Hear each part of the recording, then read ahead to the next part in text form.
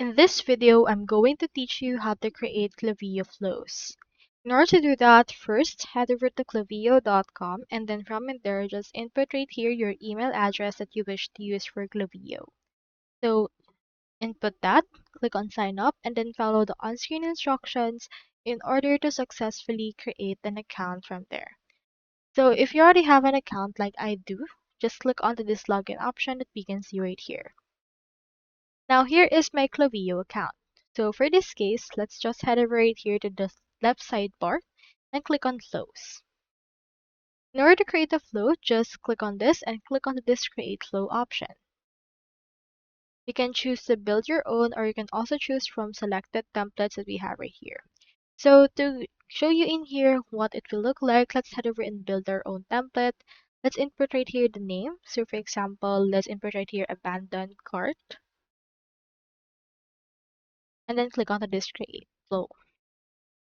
Once you have done that, this will open in here this. So for example, you can just select in here a trigger. For example, we have viewed product, place order, added to cart option. So let's choose in here the add to cart as our trigger.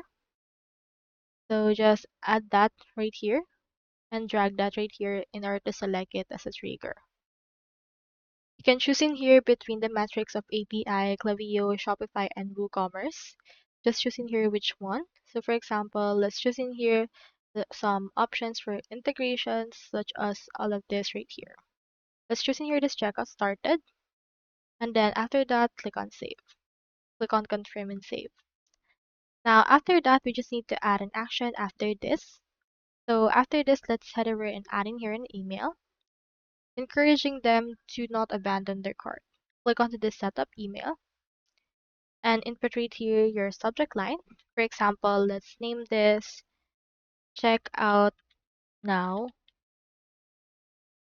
And then in here, you can edit the templates, the settings, and after that, head over and save.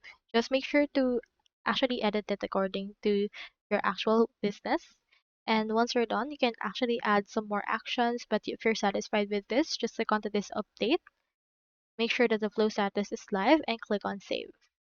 So that's all there is today, and I hope this video helped you out.